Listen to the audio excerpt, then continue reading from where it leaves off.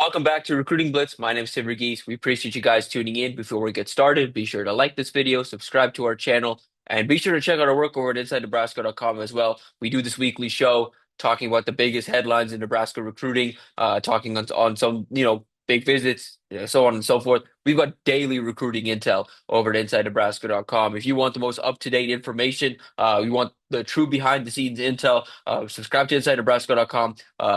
Be sure to check out our work over there.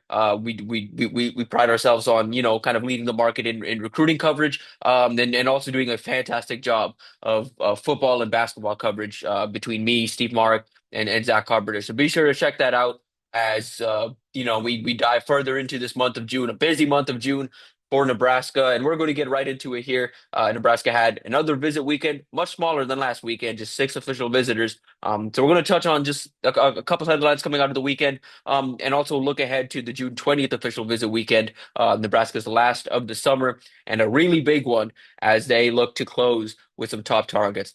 So the interesting thing about the June 13th visit weekend date is it falls in an interesting spot for a lot of Nebraska's targets that visited. For practically everyone in town, this is sandwiched right between visits elsewhere. So, for example, you've got in-state three-star defensive back Darian Jones. He's coming off official visits to Minnesota, Iowa State, and Kansas State. At Nebraska this weekend, at Iowa next weekend, set to make a decision shortly after that. Jamal Rule, same similar situation, made a couple visits elsewhere. At Nebraska this weekend, going to be a couple places next week. Four-star edge rusher Calvin Thomas went to North Carolina, went to Michigan, went to SMU. At Nebraska this past weekend, now set to be at Texas this coming weekend as things currently stand. That visit could get canceled. And then Jacob Everheart, who spent last weekend at Missouri, was at Nebraska this weekend, going to make a midweek visit to Alabama and closes out at Oklahoma.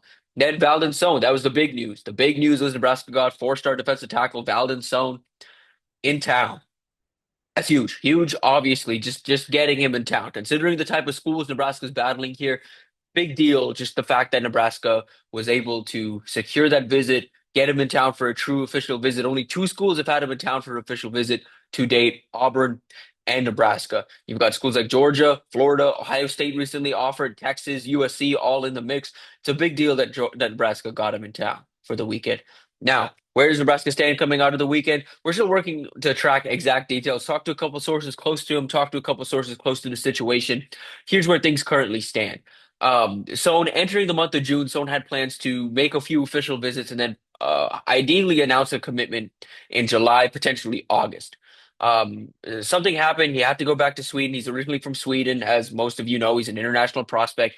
Had to go back to Sweden in early June. It messed up some of his official visit plans. And so that's why tracking down whether he was going to make it into town this past weekend or not proved to be so difficult because Georgia was working hard to get him in town this past weekend. Now, Georgia will get him in town this upcoming weekend, June 20th through the 22nd. Again, as things currently stand. Florida was also working to get him in town. Now, as things currently stand, they aren't, but I do imagine he makes it to Florida for an official visit before the dead period hits. Oklahoma was originally scheduled to get him in town at some point. I think that visit is now off, but again, it's just kind of one of those is a very fluid recruitment right now.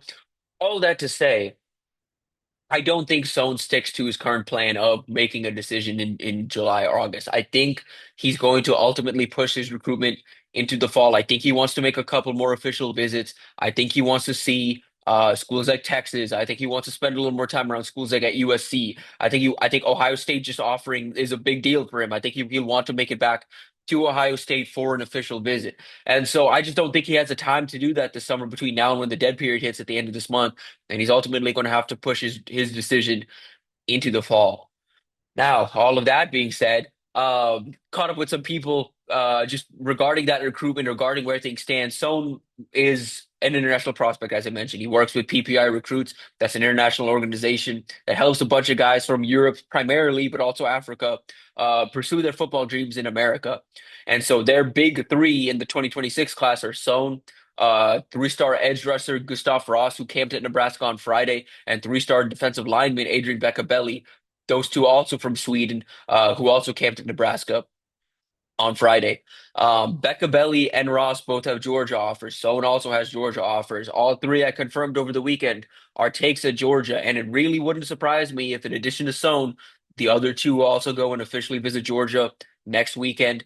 And as things currently stand, I think every school in this recruitment is now chasing Georgia. I think Georgia's recent trajectory and recent tradition along the defensive line has them standing out. I think they have the ability here to get aggressive from an NIL standpoint. I think they see Sone as a top of board target, a true game changer at the defensive tackle position. Nebraska does too, and I think Nebraska obviously will has the resources to compete from an NIL standpoint. But I do think Georgia's tradition and their just ability to develop defensive linemen right now is hard for any program to overcome at this point. So Jordan's the one I'm keeping a close eye on. If a decision does come this summer, I think it'd have to be Georgia or hypothetically Nebraska if Nebraska made a strong enough impression. And again, I'm saying all of this to give proper context to this recruitment. But I don't want to get it twisted and I don't want to get it confused. Nebraska's done an excellent job here, doing everything right to make him feel like a priority ever since Terry Braden's taken over this recruitment. He's done the legwork. He's gone out to Blue Ridge School to see Sone. He's built a strong relationship. He's explained and done a really good job of essentially breaking down the defense and explaining how Sone would be a focal piece and truly a cornerstone piece in the 2026 recruiting class for Nebraska, and also sold him on the opportunity to get developed by a guy that spent 8 years in the NFL. He also went as far to last month, went all the way to Sweden to go visit with Son and his mom. His family was in town with him for the official visit. That's a big deal. Nebraska continues to make his family feel welcomed and feel like a priority. That's Nebraska's checking off a lot of these off-field boxes. Ultimately, is that going to be enough to beat the aggressive push I expect Georgia to make here at the end of this month? We'll find out in the coming days. So kind of wait and see mode with Sone coming out of this weekend. And it's the same thing for a couple other guys. We touched a little bit on Jacob Everheart, the four-star nickel out of Kirkwood, Missouri. I think I'm in wait and see mode to see what happens this coming weekend. Oklahoma has some confidence that they can get over the top with him after they get him in town for his official visit. Alabama's kind of the wild card here. They were relatively late to the party, but he already made a visit out there. He's quite fascinated by what the Crimson Tide are building. But if you want to make the case for Nebraska with him, it's just the fact that Nebraska has had him in town multiple times, especially compared to some of these other programs. And Nebraska has had success with jumbo athletes like him. He's 6'3", 210, can play a couple different positions. Nebraska landed a guy of a similar mold in Jeremiah Jones last cycle. They've landed a guy in a similar mode in Braylon Prude 2 cycles ago. They find these type of guys and they enjoy developing these big jumbo athletes, and I think that's ultimately the pitch to Everhart. Will it be enough? We'll see. In St. Missouri, there's some confidence there. He's an Illinois legacy. Oklahoma has some confidence, and all things considered, talking to sources at all four programs, there's not as much confidence in Nebraska as there is in a couple other programs. So we're in wait and see mode essentially with Eberhard. Same goes for Calvin Thomas, who's already made official visits to Michigan, SMU, North Carolina, and most recently Nebraska. Set to be at Texas this weekend. We'll see if that visit happens. We got word late last week that Texas could potentially be off the visit schedule for him. It could come down to these final four schools. And Nebraska's kind of having to come from behind here just because this is the first time they've had Thomas in town. They've been talking to him for a while. This has been a Rob Dvorak, Philip Simpson, and a few other off-field assistants kind of working on him. You've got Jamar Mosey involved as well, recruiting him out of Texas. And so Nebraska's done a good job. Uh, Mosey specifically has kept Nebraska in this mix. He's been to give some context to Thomas, the recruit. He had zero offers on New Year's Day. He's got 40 plus offers now. He's seen his recruitment absolutely explode this spring at schools. Watched his junior tape as he's been to a couple camps and tested and shown off some verified athleticism to kind of pair with the 6'3", 215 pound frame. And so he's got some of the who's, like I mentioned. Michigan's in the mix. Bill Belichick in North Carolina is in the mix. SMU trending right now and very much in the mix. Nebraska had him in town for the very first time this weekend, and by all accounts, Nebraska made a strong impression. That being said, it was the first visit. And you compare that to he's been to Michigan before, he's been to North Carolina before. quite familiar with SMU and Texas. This hasn't hurt Nebraska before. Nebraska's had guys visit for the first time and then commit shortly after. I don't think that's a hindrance necessarily for Nebraska in this recruitment. But when you compare to what Nebraska has done in this recruitment compared to some other schools, it's hard to feel confident, specifically coming out of this weekend. I think this is one that Nebraska would at least like a little more time, and then this is one that they'd like to see play out into the fall. One recruit I do think Nebraska moved the needle with this weekend, it's because he straight up told me they did, is three-star in-state defensive back Darian Jones out of Omaha North. He visited this weekend, was hosted by a childhood friend in Caleb Benning, his older brother Donovan Jones, obviously on the team, was, stuck around with him too, and Tyson Terry's former Omaha North teammate, now a freshman defensive tackle at Nebraska.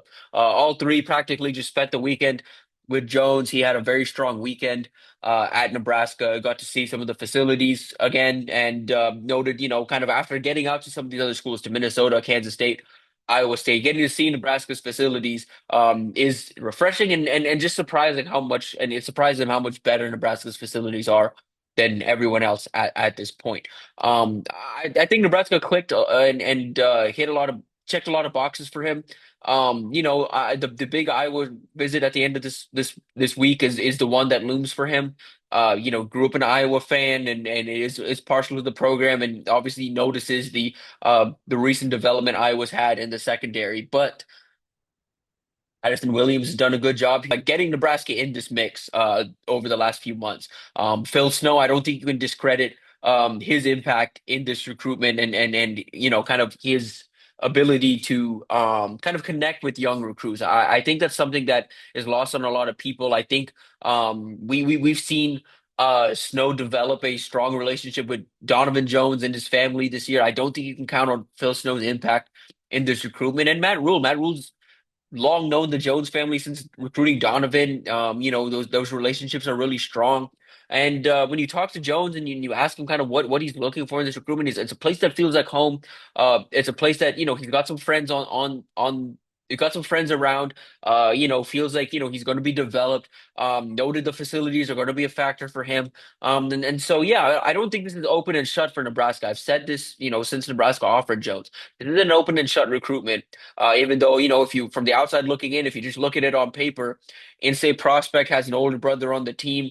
Nebraska, this is the type of DB Nebraska loves. Hypothetically open and shut, but I think Iowa's going to present a big challenge to Nebraska. I think Iowa State's going to make a run. I think all of these schools still involved are have reason to feel confident. But that being said, Nebraska did move the needle over the weekend, and I feel better about Nebraska ultimately potentially landing him come July 4th, when he plans to announce his commitment, than I did coming into the weekend. That about does it just with intel coming out of the weekend. We'll have some more over at InsideNebraska.com, so stay tuned for that. Wanted to look ahead before we get out of here, just at a few key visits coming up for Nebraska on June 20th. Leading off is Claude Puma, the four-star offensive tackle out of Chicago, coming off of official visits to Florida and Auburn. The latest coming out of the Florida visit is the Gators now sit at the top of his recruitment. We've talked about Florida a ton in the cycle, the challenges they've presented Nebraska. Nebraska keeps finding themselves in recruiting battles with Florida. Here's another one. And so the you want to look at it for the positive side for Nebraska. No program, I think, to this point has had Puma on campus more than Nebraska, at least of the programs left in this recruitment. No one's had him on campus more than Nebraska. They've done a good job in the Chicago area. They were early to Puma. They've been early in this recruitment. They've had multiple coaches working on him, and they get the last official visit. On the flip side, this is a recruitment where I think NIL is ultimately going to be a factor, and you've got Auburn making a very aggressive push. You've got Florida making a very aggressive push.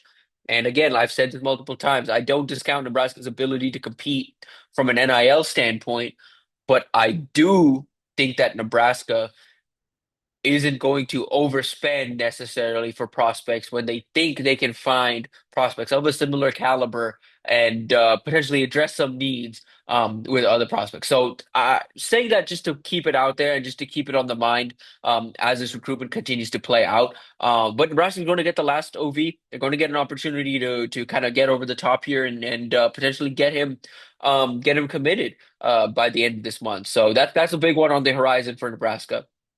Four-star running back Zen Walker is in town at the end of this week. He's coming off an official visit to Oklahoma. Oklahoma making a push to try and prevent him from making this Nebraska official visit, trying to get him to shut things down and commit. Um, Again, you look at this recruitment on paper. No one's had him on campus more than Nebraska. No one's made him feel more like a priority through this entire recruitment than Nebraska. On paper, everything favors Nebraska. Will that ultimately play out that way? We'll see. Kansas has made a very strong push as of late. Oklahoma is the latest school to offer, but they've been involved talking to him for a while now. DeMarco Murray being the running backs coach, the offense down there at Oklahoma that Ben Arbuckle's running, both really have Walker's interest, and so it's on Bartell to kind of close this weekend, so we'll see if he can do it. And then the two big visits in the secondary. Danny Odom, four-star cornerback out of Orlando First Academy, and his teammate, four-star safety slash defensive back Devin Jackson, also out of Orlando First Academy. Nebraska the Oldham recruitment's been it's been a roller coaster to follow this month, to put it lightly. Visited Oklahoma, visited Clemson at Ohio State this past weekend. Closes off his visits at Nebraska. Nebraska's had some confidence coming into June.